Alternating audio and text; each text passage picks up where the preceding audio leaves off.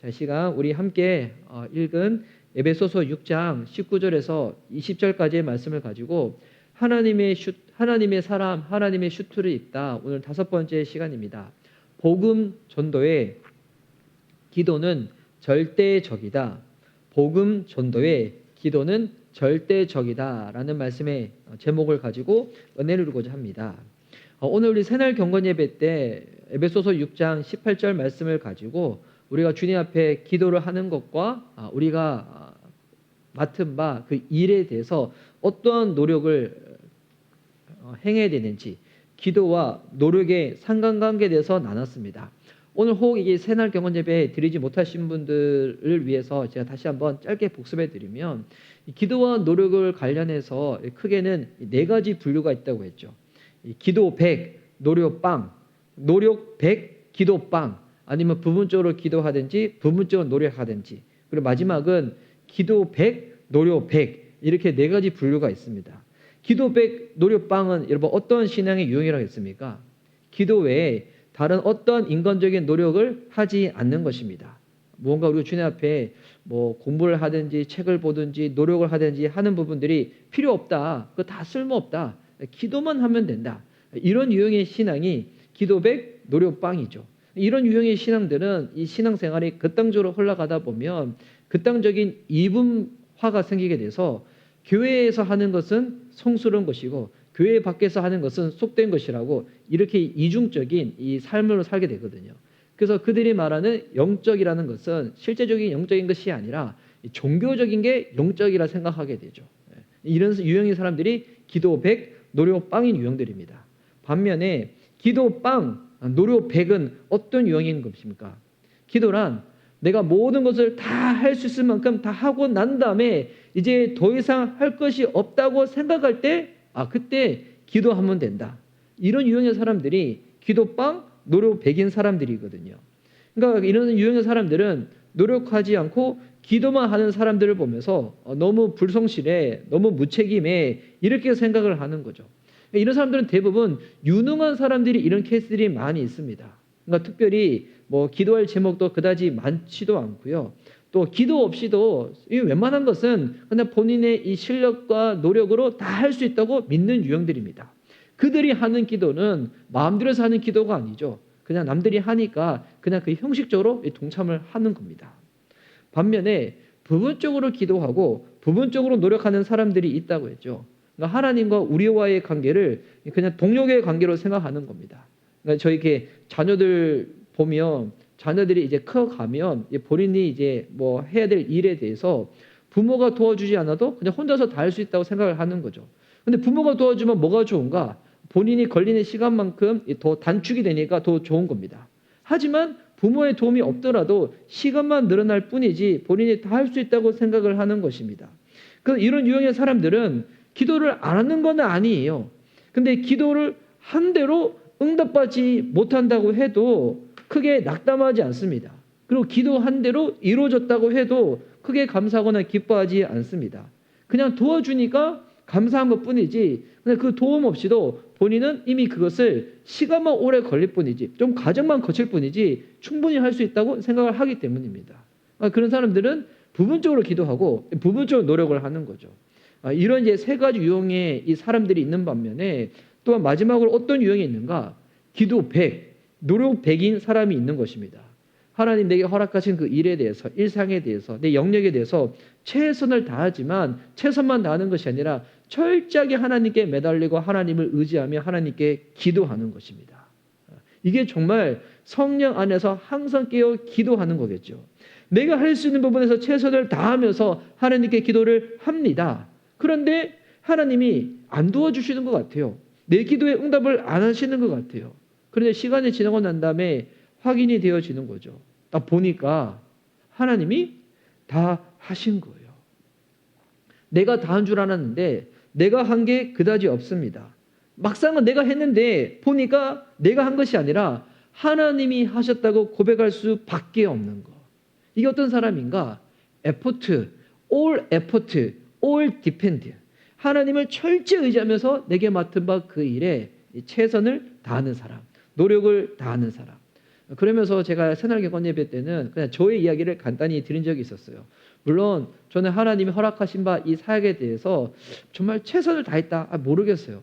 하지만 지난 개척하고 지금까지 오면서 제가 지금까지 한 일들을 한번 훑어봤더니 나름 그래도 많이 이렇게 했더군요. 이 새날경건 예배 이 하나를 딱 드릴 때에도 예전에 부사역자 때는 뭐 여러 사역들이 바쁘다 보니까 설교 준비하더라도 집중해가지고 하기가 잘 쉽지 않았거든요. 근데 지금은 이 개척교회 목사한테는 투유가 있다고 합니다. 여유와 자유, 투유. 그러다 보니 이 새날 경건 예배 때도 준비할 때 나름 마음을 많이 들이고 시간을 많이 쏟아서 딱 드리거든요. 뭐 많은 분들이 볼 때도 있고 안 볼 때도 있고 또 말씀을 들을 때도 있고 안 들을 때도 있겠지만 그래도 마음을 들여서 최선을 다해서 합니다. 그런데 제가 다 한 것 같고 제가 최선을 다한 것 같지만 딱 지금의 시점에서 뒤돌아보면 정말 이렇게 고백할 수밖에 없어요. 정말 이게 진심의 고백이거든요. 하나님이 다 하셨어요. 정말 국률이 정말 하나님의 국률로 말미암아 주님이 저와 우리 교회를 불쌍히 여겨주셔서 하나님이 인도하셨다고 고백할 수밖에 없는 거. 그래서 이 바울이 하나님의 전신갑주를 입으라라고 말하고 난 다음에 이어서 권면하는 게 모든 기도와 간구를 하되 항상 성령 안에서 기도하라고 말하고 있죠. 이거는 뭐냐면 하나님의 전신갑주를 입습니다. 근데 이 전신갑주가 세상에서 말하는 거하고 너무 다르죠. 세상에서 우리가 입고 싶은 옷은 뭡니까?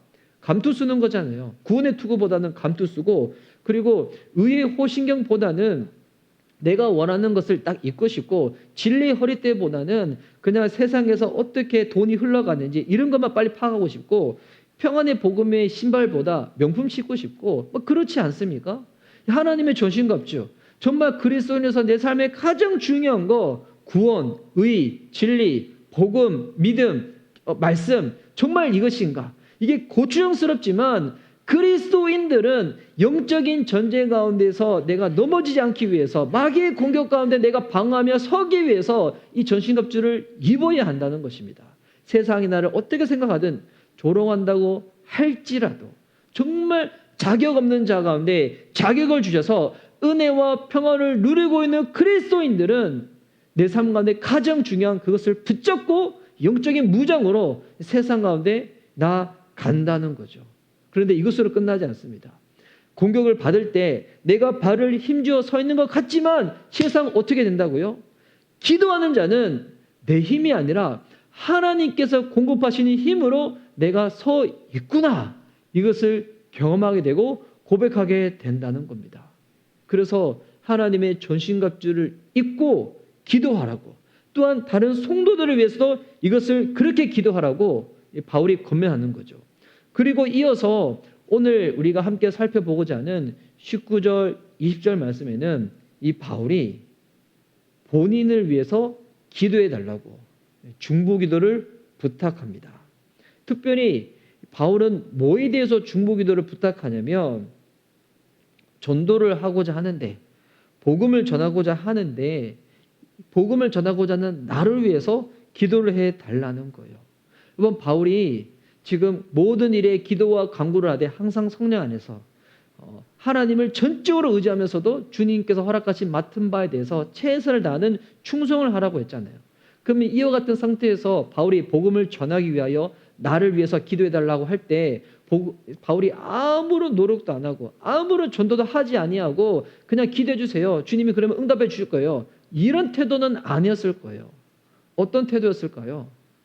이 에베소서를 쓸 때는 그가 로마 감옥에 1차로 투옥됐을 때였거든요. 그러니까 그가 이 인생의 뭐 청년의 때가 아니에요. 중년을 넘어서 이제 노년의 때인 거예요. 그럼에도 이 바울의 마음속에는 계속 뭐가 있는가? 영혼 구령에 대한 뜨거운 열정이 있었다는 것입니다. 근데 이 영혼 구령에 대한 열정 가운데 전도를 하고자 할 때 내 노력도 최선이 필요하지만 더불어 뭐가 필요하다는 것입니까? 기도가 100으로 필요하다는 것입니다. 기도가 100으로. 내가 전도한다고 해서 되어지는 것이 아니라 물론 전도하는 그 현장에는 내가 나가 있지만 전적으로 하나님을 의지해야지만 복음을 전하는 것은 나이지만 그 사람의 마음의 문을 열고 내가 전한 복음을 그 사람이 귀담아 듣고 이 복음을 듣고 그 사람이 반응할 수 있도록 역사하는 것은 성령의 일하심이기 때문에 뭐가 필요하다는 것입니까? 간절한 기도가 필요하다는 것입니다. 근데 여기서 이 바울은 전도를 하고자 할 때 누구를 위해서 기도를 하는 거예요? 자기를 위해서 기도해달라고 부탁을 하는 것입니다. 내가 전도하는 것 같지만 실상은 뭐라는 겁니까? 모든 전도, 복음의 전도는 하나님의 역사라는 거죠. 하나님의 역사. 지금 이 바울 같은 경우는 그가 지금 처음으로 전도를 하는 게 아니잖아요. 로마 감옥에 투옥되기 전에 그가 1차 선교여행, 2차 선교여행, 3차 선교여행을 통해서 얼마나 많은 자들을 만나며 복음을 전하며 또한 소아시아와 유럽에 이 교회의 공동체가 세워지는 것을 실제로 경험도 했고 또 그렇게 많은 사람들을 도와주지 않았습니까? 그러니까 그는 지금 전도 사역에 딱 하면 정말 백전노작인 거예요. 가장 탁월한 자입니다. 근데 가장 탁월한 자가 지금 뭐를 부탁한다고요? 내가 지금 전도하고자 하는데 나를 위해서 기도를 해달라는 거예요. 그는 아는 거예요. 숱한 전도의 경험을 통하여 전도할 때, 복음을 전할 때 얼마나 기도가 절대적으로 필요한지. 그래서 그가 중보를 요청하는 이 내용들을 한번 자세히 보시기 바랍니다. 19절, 20절 말씀을 제가 다시 한번 읽을게요. 또 나를 위하여 구할 것은 내게 말씀을 주사 나로 입을 열어 복음의 비밀을 담대히 알리게 하옵소서 할 것이니 이를 위하여 내가 쇠사슬에 매인 사신이 된 것은 나로 이 일에 당연히 할 말을 담대히 하게 하려 하심이라. 지금 바울의 이 중보기도 제목을 보니까 크게 세 가지가 있죠. 첫 번째 뭐냐면 내게 말씀을 달라는 거예요. 두 번째는 입을 열어 복음의 비밀을 담대히 알리게 할 수 있도록 기도를 부탁하는 겁니다. 그리고 세 번째는 지금 놓여진 이 환경 속에서 하나님 허락하신 이 사명, 이 일을 감당할 수 있도록 기도를 부탁하는 것입니다. 이 세 가지를 우리가 한번 살펴봤으면 좋겠는데요. 바울은 먼저 이렇게 부탁하고 있죠. 중보를. 내게 말씀을 달라는 겁니다. 여러분 지금 바울이 초신자가 아니잖아요. 성경을 모르는 자가 아니잖아요. 바울은 성경에 능통한 자입니다. 그가 로마에 있는 성도들, 골로새에 있는 성도들은 직접 만나보지 않았지만 그가 편지를 써서 하나님의 복음이 어떠한지 직접 알려주고 양육했던 사람이 누굽니까? 바울이에요. 그런데 이처럼 말씀에 능통한 하나님의 전도자, 하나님의 사도인 바울이 지금 뭐라고 부탁하고 있는 겁니까? 내게 말씀을 달라는 겁니다. 그럼 이게 무슨 말일까요? 지식이 부족하니까 지식을 채워달라. 내가 지금 전도할 때 성경을 지금 다 암송하지 못했으니까 성경 암송을 다 할 수 있도록 내게 기억력과 지혜를 달라. 이런 요청을 한 게 아니겠죠.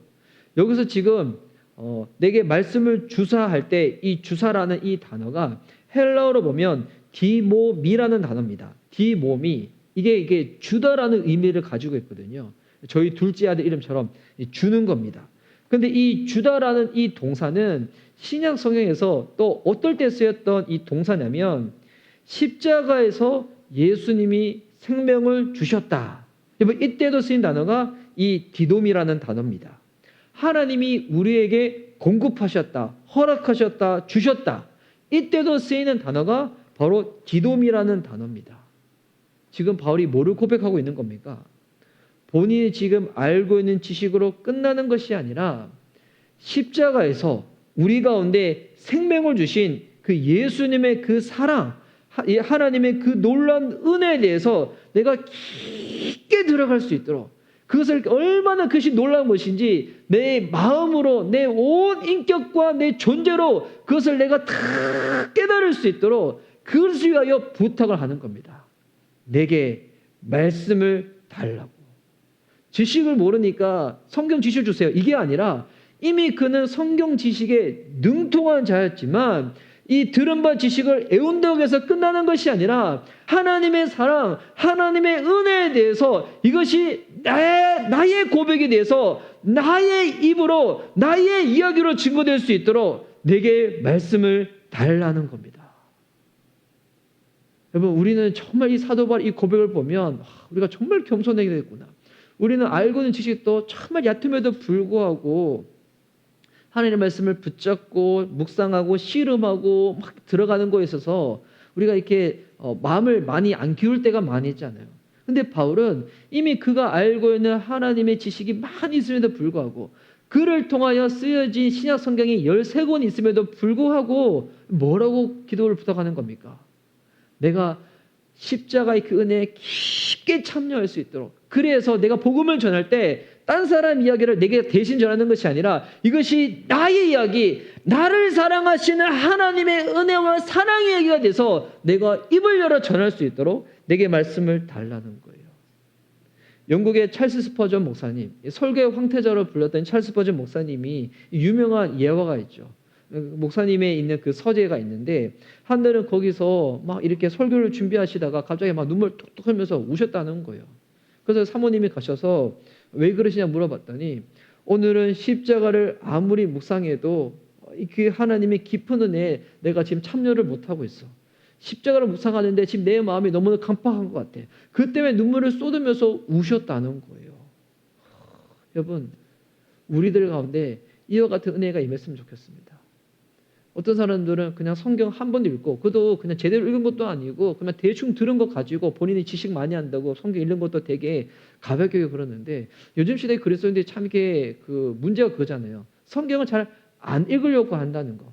그러다 보니까 뭐 녹음본도 주고 영상도 틀어주고 막 하지만 여러분 정말 예수 그리스도의 그 사랑과 그 은혜로 살기를 원한다면 하나님이 우리에게 값없이 주시고 우리를 택하신 주님의 그 놀라운 그 은혜 가운데 날마다 세상에 공격이 있다고 할지라도 그 사랑 붙잡고 살고 싶다면 우리 역시도 하나님 우리들 가운데 말씀을 주십시오.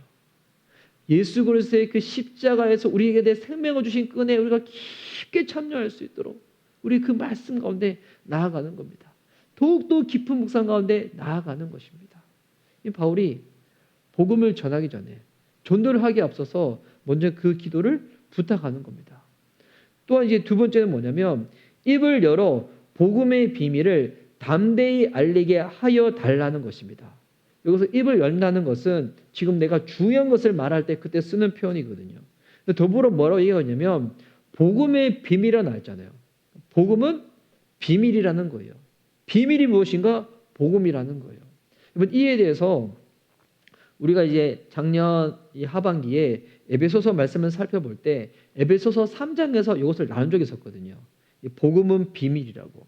성경책 가지고 계신 분들은 에베소서 3장을 한번 펴보시기 바랍니다. 에베소서 3장. 자, 에베소 3장 보시면 우리 1절, 2절. 자, 밑에 자막으로 나와 있지 않을 건데요. 제가 한번 읽을게요.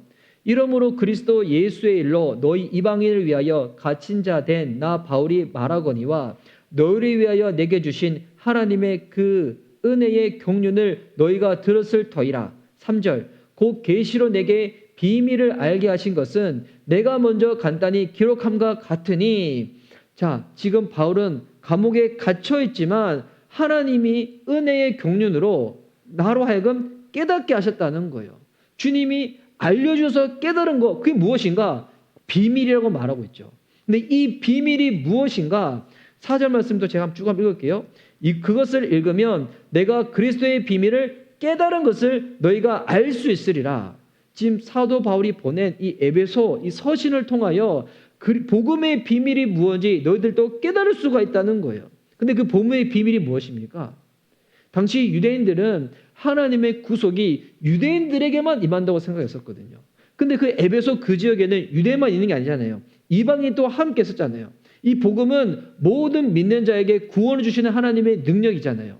본질상 진노의 자녀여서 하나님과 원수된 우리였는데 이 복음은 우리를 하나님과 화목해서 우리가 주님의 자녀되게 만들었잖아요. 하나님의 그 은혜를 믿음으로 말미암아 이것이 우리에게 행위에서 난 것이 아니기 때문에 누구도 자랑하지 못하는 하나님의 놀라운 복음, 이 복음을 믿음으로 주님의 자녀가 되는 이 놀라운 신비. 그런데 이 복음은 어떤 능력도 있는 것입니까? 모든 막힌 담을 허무는 것이 복음의 능력이라는 거예요. 유대인과 이방인을 하나 되게 만드는 것, 종과 주인을 하나 되게 만드는 것, 가족이라도 담을 쌓아서 관계가 깨진 그 사람들을 복음 안에서 하나 되게 만드는 것, 이게 복음의 능력이라는 거예요. 이것을 바울이 깨달았다는 거예요. 하나님이 이 복음을 통하여 유대인뿐만이 아니라 이방인들도 주님의 백성으로 주님이 부르셨다는 것입니다. 그래서 에베소서 3장 5절 6절 말씀이 이제 그의 거룩한 사도들과 선지자들에게 성령으로 나타내신 것 같이 다른 세대에서는 사람의 아들들에게 알리지 아니하셨으니 이전에는 이 그리스도의 비밀, 복음의 비밀이 알려지지 않았다가 이제 예수 그리스도가 십자가에 죽으시고 부활하시고 승천하고 난 다음에 성령으로 말미암아 깨달아진 거예요. 6절 이는 이방인들이 복음으로 말미암아 그리스도 예수 안에서 함께 상속자가 되고 함께 지체가 되고 함께 약속의 참여자가 됨이라. 이 복음이 유대인들만을 위한 것이 아니라 이방인을 위하여 주님께서 이 복음을 전파하게 하신다는 것입니다. 이 이방인을 위하여 사도 바울이 받은 사명이죠. 이방인을 위한 복음 전도자로. 비록 감옥에 갇혀있지만 바울은 감옥에 갇혀있는 그 환경이 그의 사명을 절대로 누그러뜨리지 못했습니다. 그러니까 바울이 이 복음의 비밀을 깨달았다는 거예요. 그래서 이거는 하나님께서 깨닫게 해주셔가지고, 근데 계시잖아요. 리버레이션, 하나님이 드러내시다, 주님이 알려주시다, 이게 계시인데 이 계시라는 거예요. 계시로 말미암아 깨달아졌다는 거예요. 그래서 복음을 전할 때마다 하나님이 알려주셔야지, 깨닫게 해주셔야지 이것을 내 하나님께서 우리에게 주신 바대로 그 의도대로 우리가 증거할 수가 있다는 것입니다. 여러분 이거를 보면 복음을 전하는 것은 어떻게 보면 되게 단순한 행위처럼 보이지만 여러분 그 복음은 단순하지가 않습니다. 이게 얼마나 신묘막측하고 깊은 내용인지 묵상하면 묵상할수록 공부하면 공부할수록 그 안에서 파도 계속 캐내어지는 것이 하나님의 보아이고 신비이고 비밀이고 사랑이고 은혜고 그런 것입니다.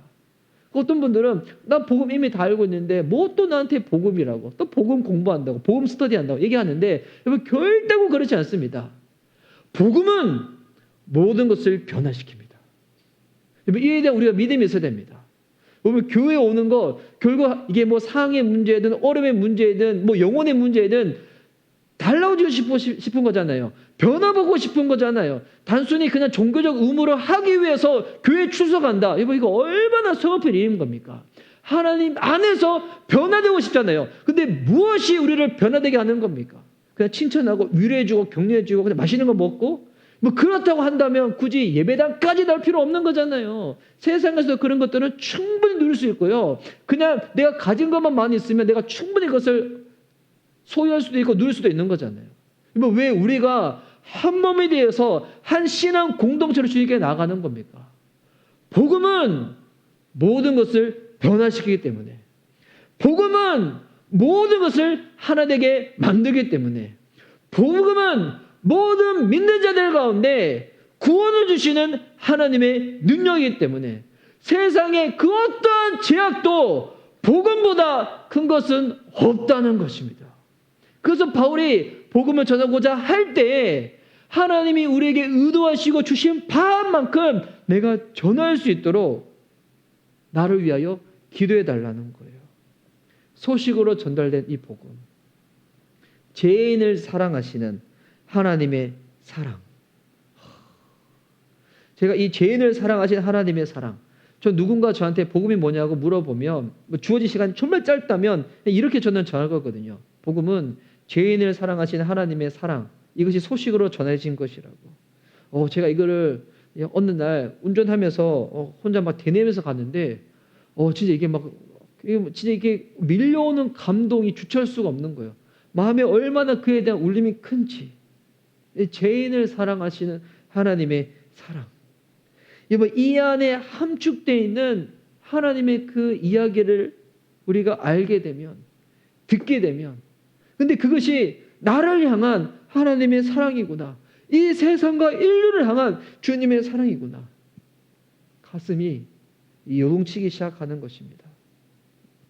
주어진 상황에서 우리가 청중의 영적인 상태나 마음의 열린 정도나 내게 주어진 시간의 정도에 따라서 우리가 전하는 방법은 여러 기술과 테크닉도 필요할 수가 있겠지만, 여러분 중요한 거는 길게 전하든 짧게 전하든 복음의 농도만큼은 하나님이 주신 바대로 100%, 1000% 담아서 흐릿하지 않게 전해야 되는 거예요. 그렇게 사람의 지혜와 지식으로 전할 수 있는 게 아니죠.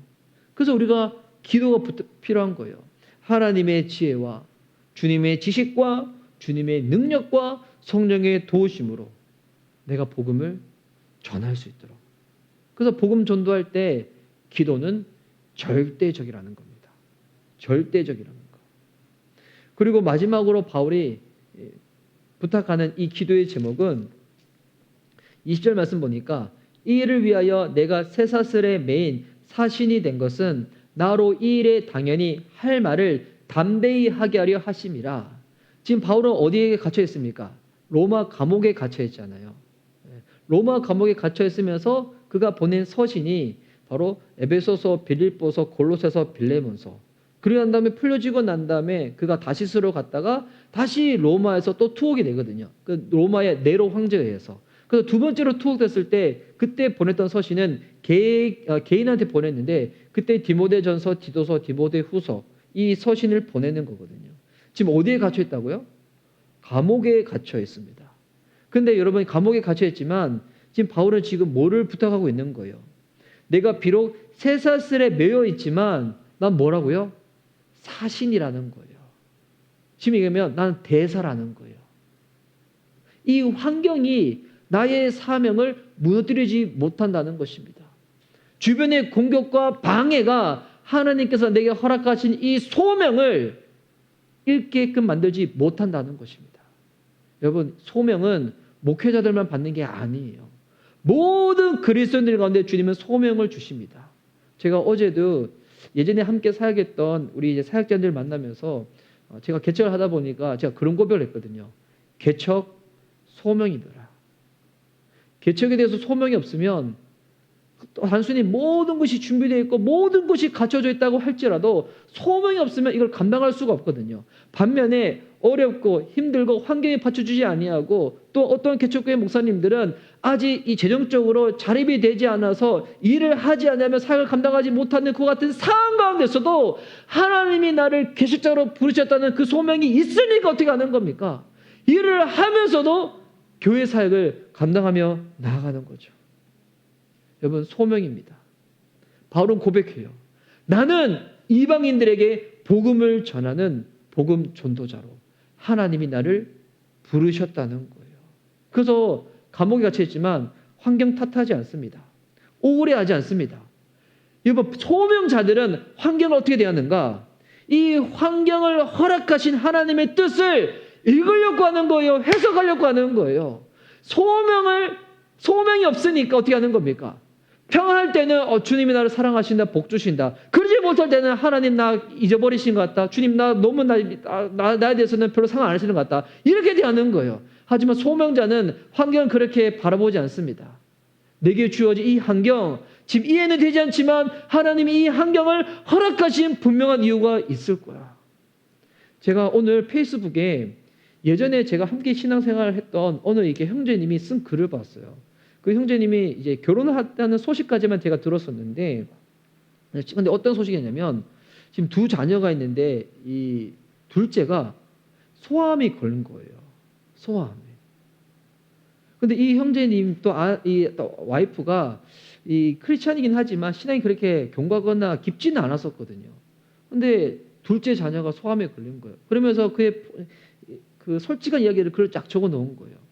그 과정을 지나면서 물론 하나님이 이와 같은 환경을 허락하신 이유가 있다고 생각하지만 그렇다고 해서 모든 순간에 감사하며 흔들리지 않고 그렇게 나가지 못했다는 거예요. 서운하기도 하고 힘들기도 하고 계속 그랬다는 거예요. 그러면서 이 최근에 마지막으로 이제 둘째의 소암에 대해서 종교를 받았다는 거예요. 병원에서. 근데 뭐라고 고백하냐면 비록 본인의 자녀는 이제는 암에서 이제 나았지만, 암세포가 발견되지 않아서 나았지만 본인은 그만큼 그 때문에 전적으로 기쁘지 않다고. 왜냐하면 아직까지 병동에서 여러 가지 다양한 질병들로 인해 가지고 고통받고 있는 아이들이 있기 때문에 그분이 그 얘기하는 거예요. 본인이 가지고 있는 것을 가지고 어떻게 하면 그들을 섬기고 도울 수 있을까? 그에 대해서 하나님께 기도하게 된다고. 누구든 여러분 고난을 반기고 일부러 고난을 영접하는 자들은 없을 거예요. 그런데 그 환경을 해석할 눈이 생기는 거예요. 소명자들은. 그 환경을 통해서 하나님이 내게 허락하신 바가 있을 거야. 솔직히 지금은 다 이해되지 않고 억울한 환경 가운데서 정말 마음 답답하고 그 누구한테도 하소연하지 못하지만 내가 힘들다고 하는 것을 티내면 가족과 주변 사람들이 힘들어할까 봐 티만 안 낼 뿐이지 그냥 마음에 쿵 누르면서 나아가는 그 모습. 하지만 소명자들은 그럼에도 하나님이 나를 기억하실 거야. 내게 힘 주실 거야. 이 모든 것들을 지나가고 반드시 내가 이 모든 것을 깨달을 수 있는 그때 하나님이 이 모든 것을 상으로 갚아주실 거야. 이 믿음으로 나아가는 겁니다. 환경을 탓하지 않습니다. 그러다 보니까 실제로 이 바울이 로마의 감옥에 갇혔을 때 누구를 만나냐면 죄수 한 명을 만났는데 그 죄수가 누구냐면 오네시모라는 사람을 만납니다. 이에 대해서 이번 주일날 제가 좀 더 자세하게 나눌 건데 이 오네시모한테 하나님의 사랑을 전해요. 복음을 전해요. 그러면서 이 오네시모의 삶이 달라지기 시작하거든요. 변화되기 시작하거든요. 그가 만약 그 갇혀있는 로마 감옥에서 탓하고 원망하고 불평하고 짜증내고 힘들어하고 막 늘 이렇게 막 울상이고 좌절했었으면 어떻게 복음을 전할 수 있었겠습니까? 근데 하나님 허락하신 그 뜻을 계속 주님 앞에 물으며 그래도 내게 허락하신 이 사명과 소명을 내가 감당할 수 있도록 주님 힘주시기 원합니다. 그렇게도 본인이 실제로 나아갔고 그것을 에베소 교인들한테 부탁을 할 정도로 기도하면서 감옥에서도 복음을 전하는 그의 의지를 그 누구도 막을 수가 없었다는 것입니다. 여러분 이 세 가지 기도를 통해서 우리가 바울을 통하여 알 수 있는 것은 바울은 정말 복음의 사역자로서 부르심에 대한 분명한 확신이 있었죠. 이 복음이 사람을 살린다. 복음이 모든 것을 변화시킨다. 복음이 어떠한 담도 무너뜨리고 하나 되게 만든다. 그래서 이 전도자를 위한 이 중보를 이렇게 딱 부탁하고 있는 것인데 그럼 여러분 생각해 보세요. 전도자를 위해서 이만큼 절대적으로 기도해야 된다면 우리의 복음을 들어야 되는 전도 대상자들을 위해서는 우리가 어떻게 기도해야 될까요? 이 신약 성경에 보면 바울이 전도 대상자를 놓고는 어떻게 기도했는지 그 내용이 거의 나와 있지 않는 것 같아요. 그런데 제가 이제 최근에 이 신약 성경을 쭉 한번 살펴보면 신약 성경뿐만 아니라 구약 성경 쭉 살펴보다 보면 불신자를 위해서 우리가 어떻게 기도해야 될지 이것이 나와 있는 내용들이 있거든요. 이 캐나다의 팀 크리스 목사님이라고 되게 복음주의 목사님이신데 이 목사님이 정리해 놓은 글이 있어요. 불신자를 위한 18가지 기도 제목. 18가지 기도 제목이 있고 왜 그렇게 기도해야 되는지 성경 구절을 딱 붙여놨어요. 와, 제가 이거를 저 이렇게 이 밴드방이나 뭐 카톡방에 제가 나중에 한번 공유해 드리려고 하는데 내용이 너무 좋아요. 와, 진짜 전도하고자 할 때 이렇게 기도해야 되는구나. 보면 뭐 하나님께서 그들에게 마음의 할례를 하실 수 있도록 기도하자. 그들에게 새로운 마음을 주시도록 기도하자. 그들 안에 자신의 영을 하나님의 영이 부어지도록 기도하자. 그들이 그리스도께 나오도록 기도하자 하면서 쭉 있는데 근데 이 18가지 기도 제목 중에서 이 마지막 18번째 이 기도 제목이 뭐냐면 와 이게 너무 이렇게 이 정말 이렇게 놀라 18번째 기도 제목이 뭐냐면 이건 거예요. 자신감을 갖고 기도하자. 이게 마지막 기도 제목인 거예요. 자신감을 갖고 기도하자. 그러니까 자신 있게 기도하자는 거예요. 하나님께서는 우리가 기도하기를 기대하시고 우리가 기도하기를 원하신다는 것입니다.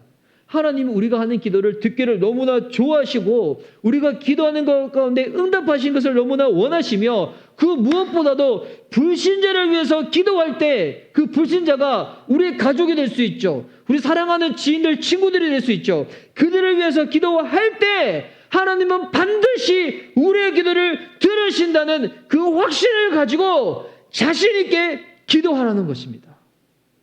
여러분, 자신 있게 기도하십시오. 하나님 원하시는 뜻입니다. 불신자들이 복음을 듣고 주님께로 돌아오는 것, 하나님의 계획이고 주님의 뜻인 줄 믿습니다. 비록 지금 당장은 내가 그들을 섬기며 사랑하며 복음을 전해서 반응이 보이지 않는다고 할지라도 우리의 시간대에 그런 것뿐이지 지금 하나님의 시간대에서 어떤 일이 벌어질지 우리는 모릅니다. 포기하지 마십시오. 갈라디아서 6장 9절 말씀처럼 선을 행하되 포기하지 말지니 낙심하지 아니하면 때가 이름에 거두리라.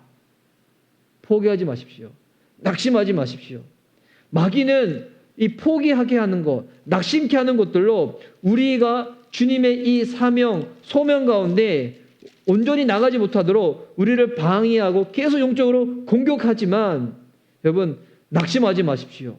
포기하지 마십시오. 자신 있게 기도하십시오. 그리고 자신 있게 전도자들을 위하여 중보하시고 전도 대상들을 위해서도 그들의 마음이 열리도록 성령님 역사하시도록 계속 기도하십시오. 하나님이 가장 듣고 싶어하는 기도 제목인 줄 믿습니다. 이번 올 한 해 우리 미션 리바이벌 교회, 우리 전도하는 교회 됐으면 좋겠습니다. 전도를 위하여 절대적으로 기도할 수 있는 교회 되었으면 좋겠습니다. 그리하여 불신자는 전도하고 낙심자는 회복시키고 신앙이 여린 자는 장성한 분량까지 성장할 수 있도록 그렇게 양육하고 헌신된 사람은 하나님께서 우리 교회 공동체한테 허락하신 이 사명과 비전 가운데 동력할 수 있도록 함께 발맞춰 나가고 이를 감당할 수 있도록 하나님이 능력과 은혜와 성령의 충만을 부어주시기를 위하여 계속 기도에 힘쓰는 저와 여러분, 우리 미션 리바이벌 교회 모든 성도님들 되어줄 수 있기를 예수님의 이름으로 간절히 축복하는 바입니다. 아멘.